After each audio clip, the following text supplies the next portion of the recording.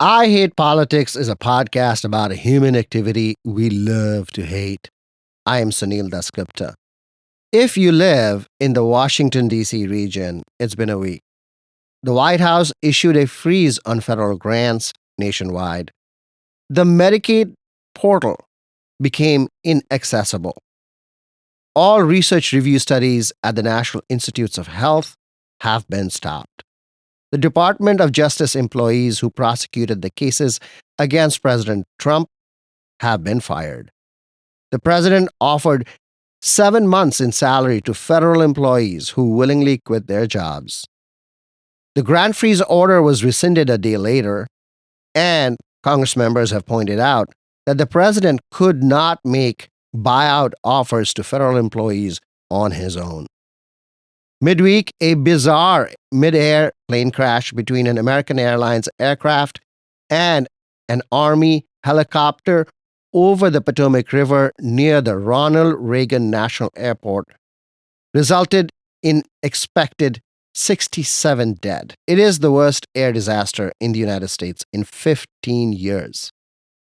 Local journalism in the DC region has long existed in the shadow of the behemoth of the federal city, its national prerogatives, and one of the joys of being in this market is to explore the local outlets doing their thing. Recently, the Bethesda magazine went through a rebranding and redesign, and I was able to speak with publisher Jen Farkas and editor Julie Rassicott about how they were re-envisioning one of the region's most successful local outlets. Bethesda magazine, for those who don't know, was started in 2004 by Steve and Susan Hull as a glossy, which later allowed them to launch a hard news website called Bethesda Beat in 2014. The Hulls sold the operation to Scott and Jill Copeland, who are a Rockville-based real estate family, in 2021. The Copelands sought to expand the identity of the news website to all of Montgomery County, calling it Moco 360. Copeland sold the operation in 2024 to Delaware-based Today Media, and under Farkas and Rassicott, they have rebranded the hard news website as Bethesda Today. Local news is tough business anywhere. Tougher still in the Washington, D.C. region, where national headlines tend to suck up all the oxygen. But Bethesda has the advantage of being wealthy and so a rich target for advertisers. Stay with us for how Farkas and Rassicott are rethinking their project. I Hate Politics is brought to you by UMBC's Political Science Program, where you'll learn to shape public policy, impact communities, and function at the center of modern society. Learn more at shadygrove.umbc.edu.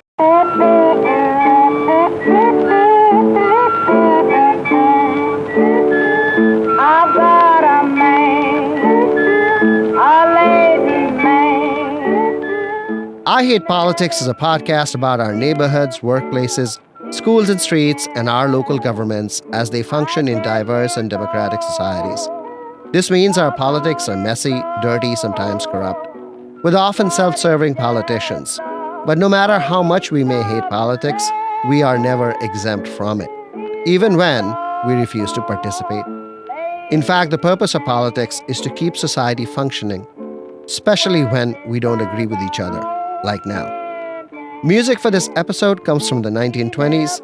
Song recordings and films from a century ago just entered the public domain. The opening song is called My Doggone Lazy Man by Clara Smith, composer Jimmy Foster. He ain't worth the salt that goes in his bread. He is 1/3 living and 3/3 dead. He's one worthless, good for nothing, trifling, doggone lazy man. He's a doggone lazy man. Jennifer Farkas, Julie Rassicott, welcome to I Hate Politics. Thank you, Sunil. Nice to be here. As the publisher and an editor in the Bethesda magazine group, you have just orchestrated a rebranding of the digital hard news website. What did you do and why? The MoCo 360 brand was intended to unify all aspects of the organization under one identity, under the MoCo 360 identity. However, the shift came with some unexpected challenges. Post rebrand, we really lost the identity of our two well-established products, being Bethesda Magazine and Bethesda Beat. Feedback from our readers, advertisers, community members highlighted a common concern, and it's just that we'd created more confusion rather than clarity. There was also some confusion in the marketplace about our name. And when we were acquired in February of 2024 by Today Media, the CEO and president suggested that we revisit our branding. And we held many internal meetings. We brought in some consultants to assist us with the branding, also spoke with some key partners, readers to get their feedback, and ultimately decided to rebrand the newsroom as Bethesda Today, and also kind of bring back to the forefront the Bethesda Magazine brand, which had been diluted a little bit with this effort to bring everything under the one identity. When you say the MoCo 360 name had diluted, what exactly do you mean? There was some brand confusion just with the content that we were producing, because the magazine was producing much more of kind of the lifestyle long-form pieces that you're used to seeing in Bethesda Magazine, whereas the newsroom was producing our very timely breaking stories. And we also hold events. And we do partnerships with other businesses. So having everything under this one brand name, we just had lost kind of the reputation and the identity that we had as Bethesda Magazine and as Bethesda Beat. Julie, from the editorial side, what has changed? Nothing has changed from the editorial side. And that's one thing I really like to emphasize. We still have our reporters covering their same beats and producing stories that, impact residents in terms of county government, schools, public safety, dining, planning. All of our coverage remains the same on that. Even though the name is, back to Bethesda, we are not Bethesda focused. We are not only covering Bethesda. We are covering all areas. I mean, just talk about this morning's stories that we posted, which included something about, water main breaks all over the county and what WSSC is doing about that. And then a more targeted approach is the story we had last week about businesses in downtown Silver Spring that are suffering from Purple Line construction. So we take, the broader approach with the larger issues and then try to zero in on other topics of interest to our readers. And nothing has changed. When Scott Copeland, your previous owner, when he was on the show, he actually said that he was looking to broaden the coverage and the name in order to cover the entire county, and therefore the MoCo 360 idea. He was looking for a consistency between coverage and name.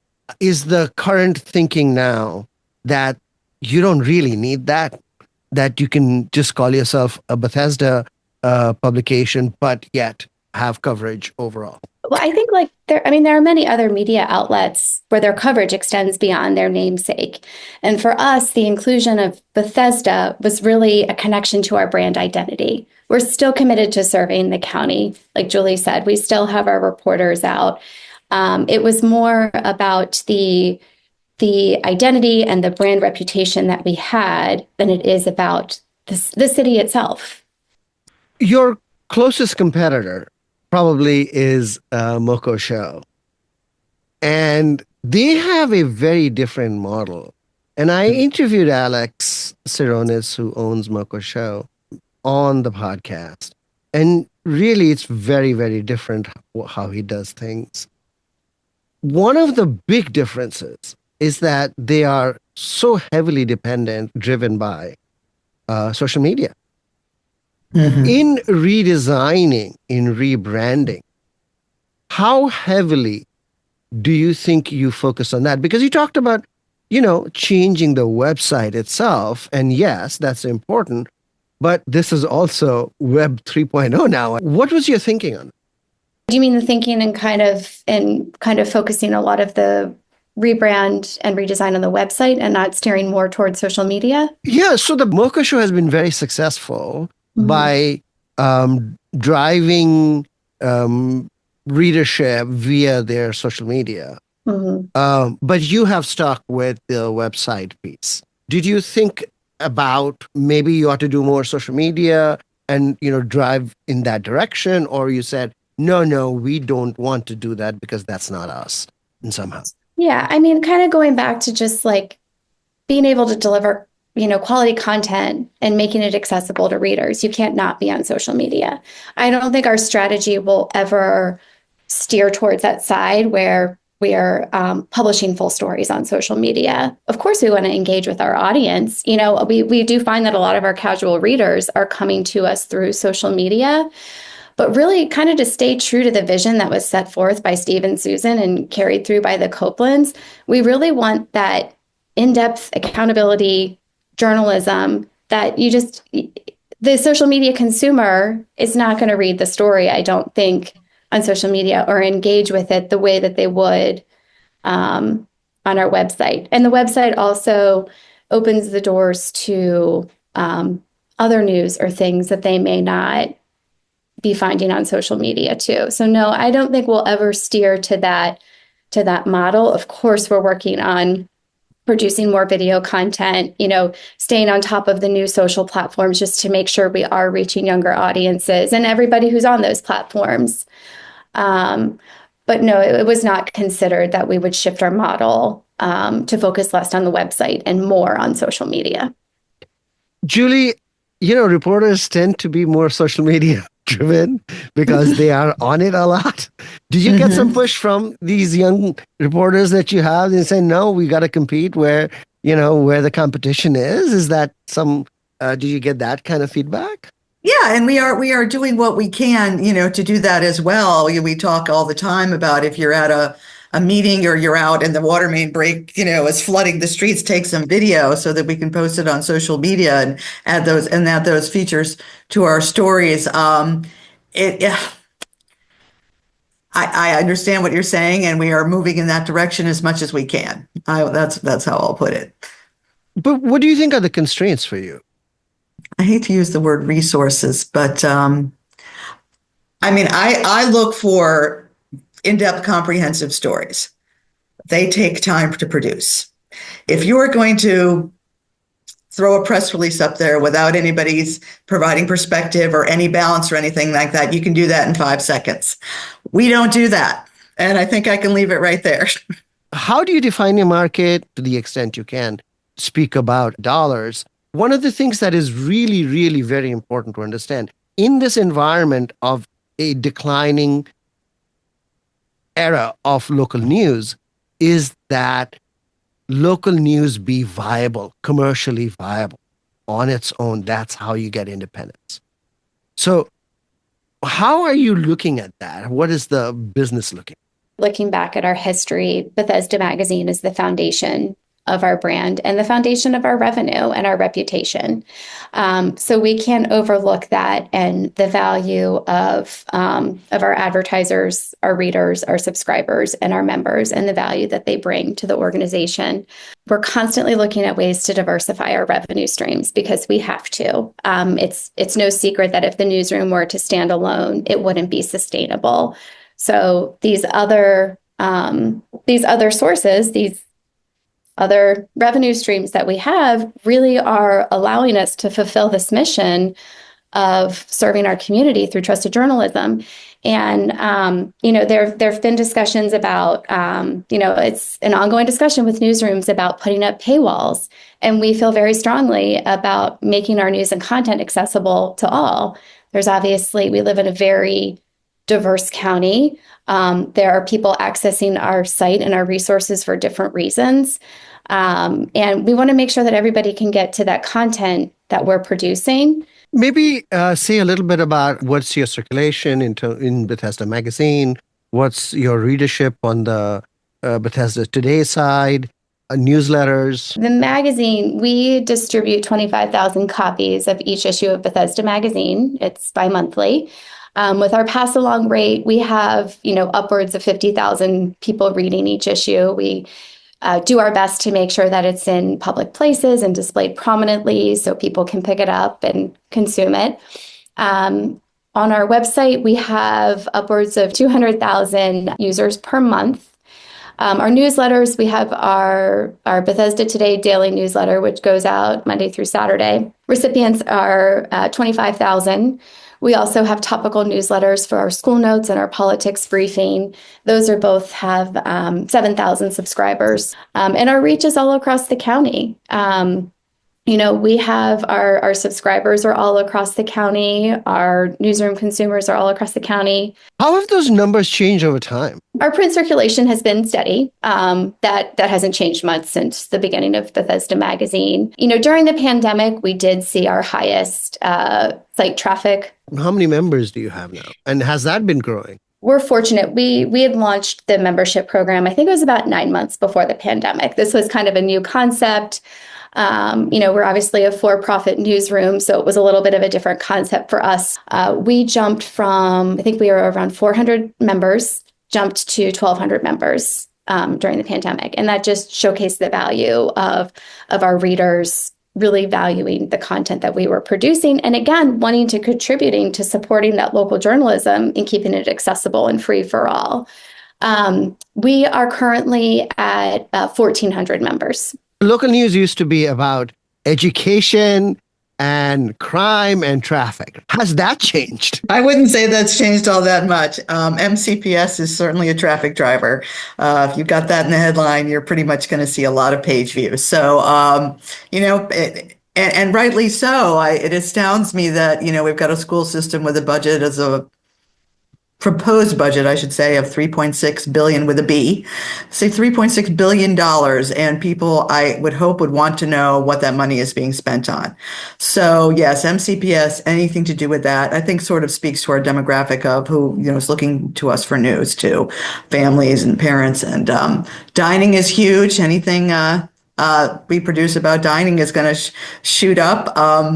You might not be surprised to know that county government, while we feel it is a public and very important service to provide what's going on with county government, unfortunately, not everyone is thrilled to read those stories. Though again, that's where we talk about tax increases and where the money is being spent. So you would hope that people would want to spend the time with that, and we continue to provide that coverage and also try to find ways to bring readers into it, whether that's, 5 things you should know about the upcoming budget or something, different approaches to say, this is how this impacts you, instead of old style news reporting where it's, the county council did this today.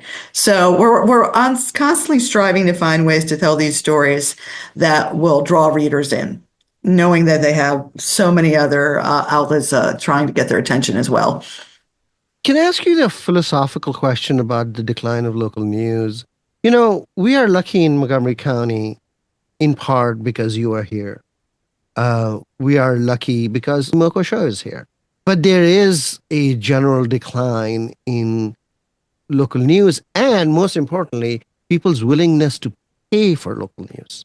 I mean, have you guys thought seriously about how to get at it? I've been open to even sort of like first person stories, which we've done a few of and have done very well, just so that, because that seems to be where, generationally speaking, news can be delivered in a fashion that will be read. For instance, we had a story recently, a few months ago, about those darn spotted lanternflies that were showing up in the area, those beautiful little moths that are devastating in their impact. And we took a personal approach with that, a first person approach with our reporter, Elliot Griffin.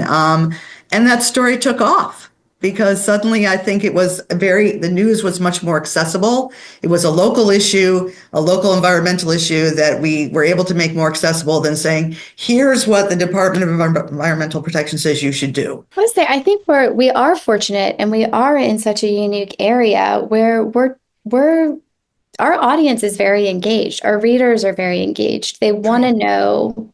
They want to know about these issues. They want us to go beyond the surface.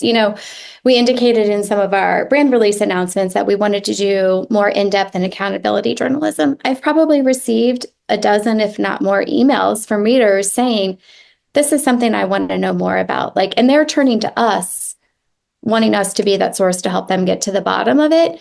And so I think we're in such a unique area that we do have this opportunity to deliver the news to readers who are willing to support it, who do see the value in local journalism, do want to know what's happening in their backyard, and are willing to invest in us to do it for them.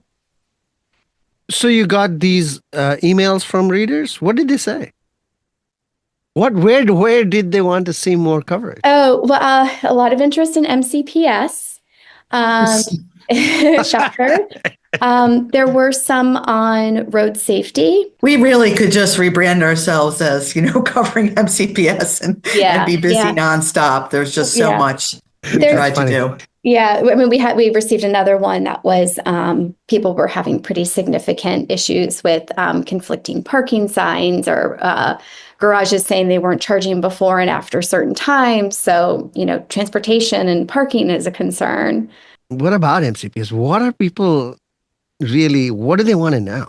That is a difficult question to answer because our reporter, Ashlyn, is constantly getting tips and ideas from parents, from teachers, or, can you look into this? Can you talk about that? And it runs the gamut from the very simple kind of thing, like my kid is being bullied in school, I don't know what to do about this. Can we figure it out? To the broader system issues of, pay structures and why are teachers leaving, or dissatisfaction in school safety. What can be done to make schools safer? So, as I say, it's limitless in terms of the things that people care about with the school system. So last week, I got a bunch of folks asking me about how some substitutes in MCPS did not get paid. I don't know if you heard. We are looking into that. We received a very similar, probably maybe the very same missive you did. And that is a one that's tricky to get to the root of that and what happened there. But we have put in our calls or making our requests. And that's where I think here's a moment to define who we are versus some other outlets in the area. We are putting in the work to nail that down. We are not just going to put up a story that says, oh, guess what? Some people said they didn't get paid. We don't know if that might have been just an accounting glitch that, was readily fixed or didn't actually have any nefarious anything behind it. But we're going to find out that information before we post a story. And so that's why we may not, necessarily be the first with trying to do that kind of piece of journalism, but we will be the most credible. Well, guess I'm asking a little bit of a broader question. Is that, do you find that news you can use, my kid's being bullied, what to do? I didn't get paid, what to do? Is that more popular in your view? Or is it more like the structural? How do you attack teacher shortage? I think the structural stuff is what's going to attract the most readers. Now, if we find a story like, say, the bullying of children, or maybe not enough support in the classroom for teachers, if we can make that a broad enough story, that'll also attract a lot of readers. And so we will tend to take that kind of story idea, and Ashlyn right now is working on something to that effect, and find out, are we talking about something that's systemic? Are we talking about something that's isolated to one school where leadership it may be an issue? So it will depend on where the story takes us. But I will say structurally, in terms of policies, how schools are going to be resourced, budget issues, things like that. Those really are the drivers. Going forward, with the return of President Trump to Washington and the outsized impact that the federal workforce has in your coverage area, how are you planning your coverage with what's going to happen now? Well, that's something we were actually just talking about in this morning's news meeting, different ways to approach that in terms of, not the agencies we have here. We obviously have federal agencies in the county. We also have federal workers that are going down into DC to work, or to other agencies around the area. So there are many different aspects of that. Another huge aspect that we'll be delving into is the impact on county finances, which County Executive Mark Elrich has mentioned already. We were working on the story that we did about refugee resettlement, when, of course, Trump came down and canceled resettlement for about 4 months. So that story took on a little bit of more urgency. Steve Hull said in 2021 when he joined the show, and he had just sold, at that time, he was on his way out. And he said that Bethesda beat at that time, I think you confirmed again, that the digital hard news side is subsidized by the paper Bethesda magazine side. This kind of cross subsidy also exists at a different level. MCPS coverage probably subsidizes county council coverage. Do you think that one day Bethesda Today is going to be successful? I mean, Steve was kind of despondent a little bit, I thought, in his interview when he said that, after 7 years, we're still not making money on that. There are options that we've been looking into for alternative sources of funding. There are grants for local news and journalism that do exist that we are, diving into. Do you think that will involve, if you were to seek grant funding, to move to a nonprofit ownership, at least sort of hive off the digital website and digital news side, and then keep the Bethesda and then sort of do a more formal cross subsidy? So that's a great question. And that model has been explored and discussed. So I won't say it will be rolled out and never happen, but that's not in the near future plans. If you look at surrounding neighborhoods and local media in those counties and jurisdictions, how would you stack up? How do you think you stack up? Or are you looking at it? Or is that kind of an irrelevant question? Yeah, no, it's not irrelevant. I just think we're in such a unique area and our foundation is so different from all of these. We have, especially in our membership model, we compare to what we call our peer newsrooms. There are so few peer newsrooms out there that align with us and do this magazine content and do the breaking news content that we do. So I really think that we're unique in that way, and it's hard to compare. So since you mentioned the 3 reporters 3 times, how hard is it to recruit and retain reporters at this time? Well, recruitment is an interesting thing. When we do put an ad out for a new reporter, we can get flooded with, applications. But some may range from, I'm going to graduate in 6 months to I just spent 30 years at, some paper in Pittsburgh or something. So it's finding that mix of what we can, afford to pay and experience that we are looking for. It takes time and you really just want to take time and find the right person in order to build the team in an appropriate way and make sure we can get it. These reporters, I need you to know, work extremely hard. We are putting out an average of 7 new stories a day. And that may range, yes, from a brief on a accident on 270 to a well thought out piece that's talking about, as I mentioned before, the businesses suffering in downtown Silver Spring, or, crime in downtown Bethesda and what's going on with that, or giant food stores putting, armed guards in some of their stores because of, shoplifting, which we wrote about maybe 7 or 8 months ago, which was a huge story for us. So, I've got to find the right people for that. So I would say recruitment isn't terribly hard, but finding the right person can be difficult because we require them, our reporters, to do, if they can, a minimum of 2 posts a day. And, be available not only for their beats, but outside their beats. If we've got breaking news, it's all hands on deck. Like, when the tornado hit earlier this year or, a snowstorm comes. What about retention?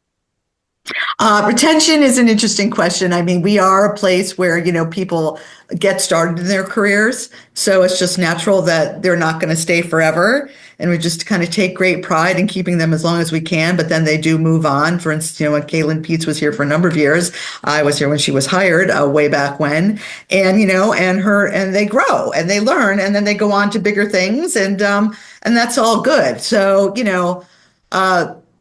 we keep them for a few years. I'd love to keep them longer than that, but I understand I was, a 23, 24, 25-year-old reporter once myself, and I did roughly the same thing. That said, I hate when someone knocks on my door and there's that look on their face, and I have to go, oh.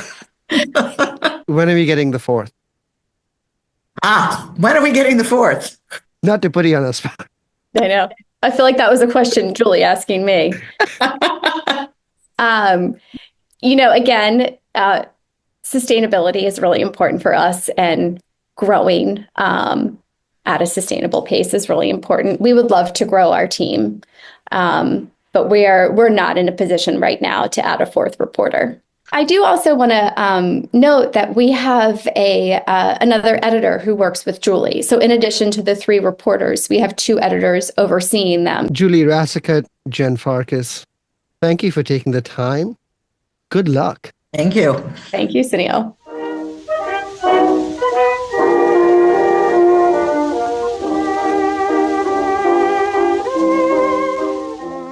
What lessons can we draw from my conversation with Bethesda Magazine Group publisher Jennifer Farkas and Bethesda Today editor Julie Rasikat?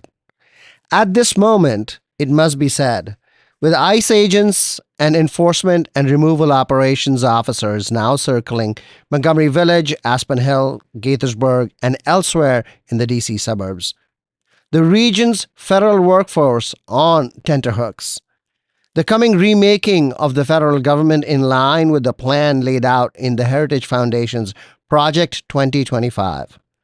Local news is going to be more and more critical, both to knowing what's going on and to maintaining a semblance of the communities where we live. Subscribe, read, share, support if you can. This will be our ballast. Both Farkas and Rasikat, in different ways, suggested that Bethesda and possibly Montgomery County were special places. Yes, as a media market, Montgomery has been about 15 to 20% of the metropolitan D.C. area media market, and one of the first to undergo transformation. Indeed, Bethesda Magazine and Bethesda Today are part of a new generation of media outlets that followed the Gazette, the Journal, and the Sentinel. Those newspapers are now gone. Together with the Moco Show and I Hate Politics, Bethesda Magazine and Bethesda Today and Maryland Matters, this is your new media, mainly digital, fast-moving, and social media-driven. The irony is that at least for the Bethesda Group, the old-style glossy paper magazine is what pays for the digital news website. Only the Moco Show, it seems, has figured out how to make the internet support news reporting. Maryland Matters depends on foundation grants, and I Hate Politics is supported by a higher ed institution. The one certainty on the horizon of uncertainty is that local news is still about schools, roads, and crime. Let's not forget that. We cover the raw politics of county and state government, but that beat will rise from time to time when there is an issue about which residents get up in arms. The kicker is that if this coverage disappears, when readers and listeners are not engaged, can it come back when political salience returns? Not likely. Once gone, rebuilding will be hard. Ask the people who used to run the Gazette. That's all for this episode of I Hate Politics, where we aim to stem the decline in local news by working with community voices. Don't forget to tune in to our Tuesday morning news analysis. I Hate Politics is produced by me, Sunil Dasgupta, with support from the University of Maryland, Baltimore County. I direct UMBC's political science program at the universities at Shady Grove in Montgomery County, where, among other things, we explore and learn about politics, government, and society close to home. Music for this episode comes from a century ago and newly entered the public domain. This song by the Troubadours is called Deep in My Heart, Dear, written by Dorothy Donnelly and Sigmund Romberg. Usually, we feature local music on the show. If you want to share your music or know someone else who might want to, please email us at producer@ihppod.org. I hope you'll subscribe and share the podcast as we bring you stories about politics close to you and to your home. See you next time.